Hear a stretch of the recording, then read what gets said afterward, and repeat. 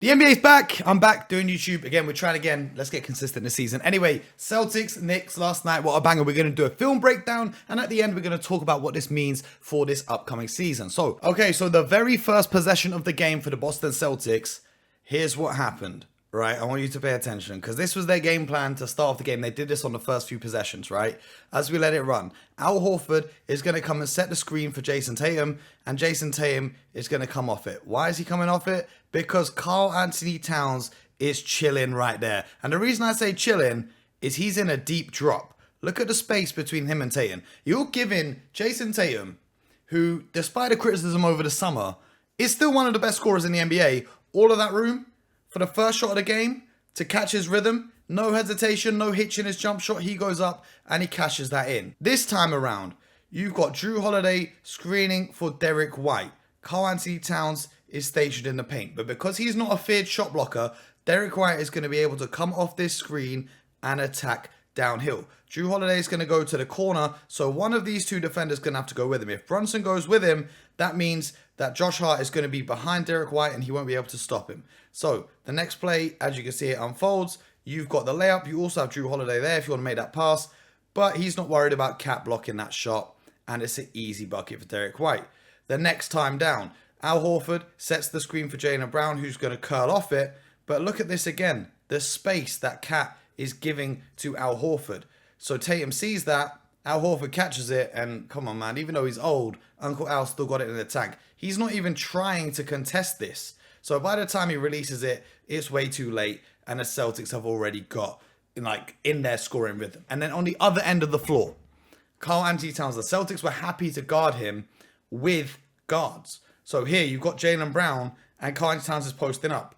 Now, I want you to pay attention, because Josh Hart is not a threat on offense for the Knicks right now. The Celtics were guarding him with their bigs so that they could help off. Now, if you're a 7-footer and you're posting up a guard, you want to be able to drop step your way into the paint, or you want to be able to back him down and get into the paint. But because Uncle Al is just chilling right here, Karl Anthony Towns can't do that. He has to settle for a fadeaway, and that's a brick. Okay, we're going to go again with Cat. This time, the Celtics are playing a double big lineup with Horford and Tillman, who, by the way, look the exact same when they're on the court. But anyway, they switch David Tillman onto him. But Cat, you're 7 foot. You should be getting down to this painted area. Okay, Al Horford is here. He can't help. Sam Hauser, you shouldn't be worried about him playing help defense. And if Jaylen Brown helps, you should be able to ping that pass out. But instead, look at where he catches the ball.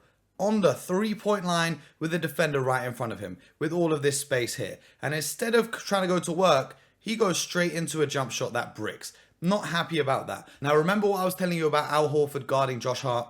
Here it is. Josh Hart's down here on the baseline. The Celtics can guard him with their big. What that allows the big to do is stay in this weak side help position so he can come across and help when he needs to. So this is what they run. Even though Josh Hart is coming up, Al Horford is still staying low. This is what they used to do with Rob Williams when Ime Udoka was the coach. He's not worried about leaving this man here wide open. He knows Cat is going to try and attack because he thinks he's got a mismatch against Jrue Holiday, but no one has a mismatch against Jrue Holiday. Al Horford comes across, and Uncle Al says, "Hey, I'm old, but I still got that dog in me." Anyway, you're going to see it again. The big man not worried about Josh Hart. He's got to become a 3-point shooting threat on offense if the Knicks want to have any level of success. Because they're running the 2-man game here with Brunson and Sims, who's rolling hard to the hoop. But Al Horford can simply come along and strip the ball. Now, although Josh Hart does get the rebound, he can't make a good pass out of it. It's a steal. The Celtics get away in transition. Now, what they try to do is operate some offense through Josh Hart to eliminate this problem of Al Horford not guarding him whatsoever. But as you can see, the Celtics simply didn't care. Tatum goes over the screen because he knows that Al Horford is going to be able to be here to help. Okay, he's not worried about Hart flaring to the corner. If he was to flare to the hoop, he's then got to make a pass over Al Horford to get to him. That's not going to happen. Bridges not looking confident in his shot. And as I said, he's got to make the pass over him. Al Horford deflects it and the Celtics go away in transition again. Now, a huge part of Joe Mazzulla's philosophy as the coach is to emphasize winning the possession battle. What's that? Limiting turnovers, getting rebounds, making the hustle plays to get extra possessions. And the Celtics have an interesting philosophy when it comes to offensive rebounding. They play a 5-out offense, right? So when you play a 5-out offense, you've got 5 guys who are all outside the paint. So you look at this, and every player on the Knicks has an advantage when it comes to this ball bouncing off the hoop if it's a miss, okay? They should be able to box out the Celtics and get the board. But the Celtics do a great job of whoever's on the hash. So the hash is this spot here and this spot here. Whoever is there will crash hard to the boards. Obviously, Jaylen Brown can't because he's the one shooting it. But the hashes crash to get the offensive rebounds. And then the corners also crash as well. Which leaves, whoever's at the top to get back and play that transition defense. But look at this. So you've got Tillman crashing from the wing. There's no box out on him. There's no box out on him, and there's no box out on Jrue Holiday. What does that lead to? Jrue Holiday comes to get the rebound because these two guys are worried about the big man now. They've left it too late for the box out, and long shots mean long rebounds. So Jrue Holiday knows this. He generates the rebound, and it leads to an extra possession for the Celtics. You're going to see another example of this right here. Jrue Holiday does a great job of finding the open Al Horford. But what I want you to watch is Sam Hauser's movement. This is underrated on this play, okay? See how this play comes in, and Sam Hauser starts moving to the corner in case that pass is on, right? He moves to the corner. When he realizes that pass isn't on, he starts shifting back up. So that way his defender is always engaged. He can't go and help. He's got to worry about what Sam Hauser, electric three-point shooter, is doing. He goes back up. So even though he doesn't get the pass, he sees his defender going to try and contest. That contest's not doing nothing. That contest might do something. So that can force the miss. But now look, Sam Hauser, wide open here. Karl Anthony Towns is watching the ball. He's watching the ball. He's worried about the box out on Tillman because you just saw the last play.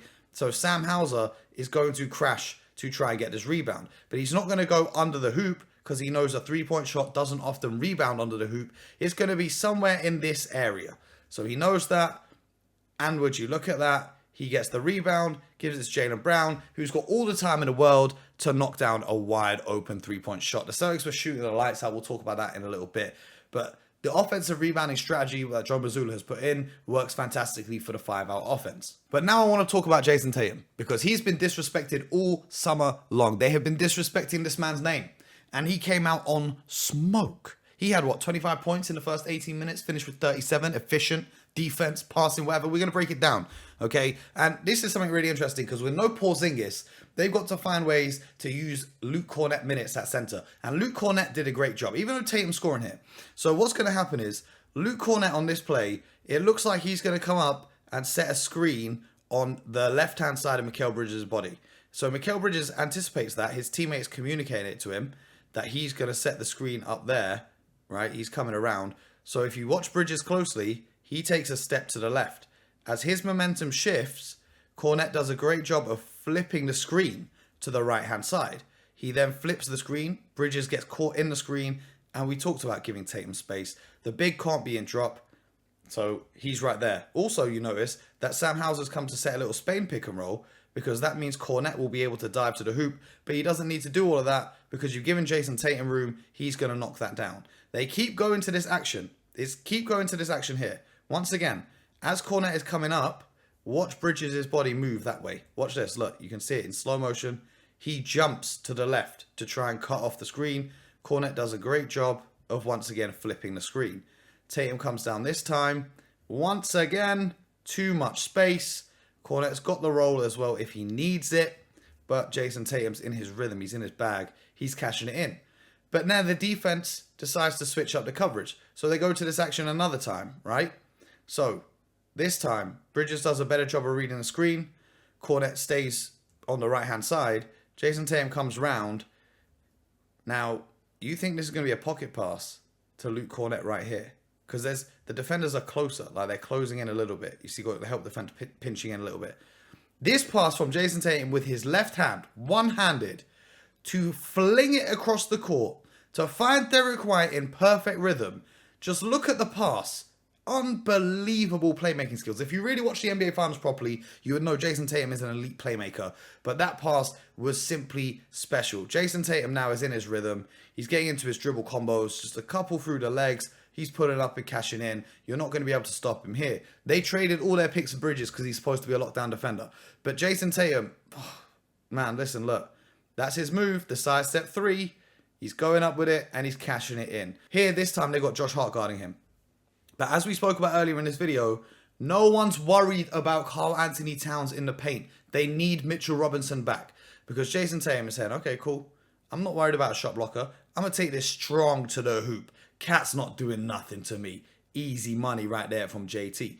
Now, Jayson continues to cook. This time, he's coming off a handoff, and he's curling round. Okay? But he knows Karl Anthony Towns guarding Horford. If Brunson gets caught on the screen, and if Bridges gets caught on the screen, then he's going to be one-on-one with Towns, who's going to have to come across here to help. Tatum curls off the handoff. Look at the space once again from Towns. You can't give Jayson Tatum that room in the mid-range. This is a student of Kobe Bryant. He's knocking that down every time.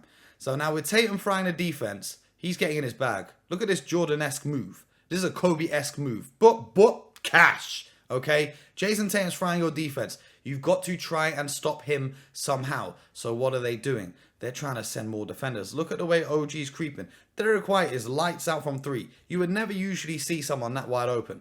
Now, this is an interesting play here, okay? You've got Derek White here. You've just seen the defender's going to be trading. So that pass might not be on. But you would think that this pass to Pritchard might be the one. Or you might think Horford coming to the corner might not be the one. But this is why Jayson Tatum has become an elite playmaker. He whips another dime bullet pass to Luke Cornett, who's in the dunker spot down low. Defense is slow to react. That could have been an and 1. He gets the easy 2 to finish. Jayson Tatum now. You're going to throw 2 defenders at him, or Karl Anthony Towns, you're going to try to play high on the screen. See, OG gets caught, so Towns steps up. As soon as Towns steps up, Tatum's aggressive, getting into his body. The help defender has to come across, otherwise this is going to be a clear lane to the hoop, and it's leaving Peyton Pritchard wide open. And Sam Hauser does a great job of emptying out this corner to take this defender with him. And Jayson Tatum makes the right read to a wide open corner 3, and the Celtics continue to roll. Jayson Tatum once again off the screen. He's now attracting 2 defenders. They put 2 defenders on him. You're leaving Derek White with all of this space. Tom Thibodeau, you're supposed to be a great defensive coach. I don't know what you're doing here. But it just led to easy money. Now, you got to just live with Tatum making the tough 2s. If he's hitting fadeaways and whatnot, that's cool. You can't let Derek White get open 3s. Can't let Sam Hauser get open 3s. So this time, Derek White, instead of flaring to the 3-point line, they've got 2 defenders on Tatum. And it's going to be a simple pass over the top. There's not really a rim protecting threat because Luke Cornett's in that dunk spot because of the pass that Tatum made in the first half. Jericho Sims got to worry about him. And it's a nice little floater over the top from Derek White. Jayson Tatum put on an absolute masterclass. You're going to see here once again a beautiful pass to split through the defense, find Al Horford, who makes the extra pass to Drew Holiday. This is another thing about the Celtics. They always make the extra pass. Unselfish basketball. That's why, as great as Tatum is, I don't know if he will win the MVP because they're always making the right play. But this really put the nail in the coffin here, right? You're up 23 points. You just hit another 3-pointer. And here's what Jaylen Brown does. Jaylen Brown's a sicko. Jalen Brunson's trying to bring the ball up the court. And Jaylen Brown is hounding him, right? He gets the little poke the ball free right there. 18 seconds left on the shot clock, 17 seconds, 16 seconds. They force an 8-second violation despite being up 26 points in the third quarter.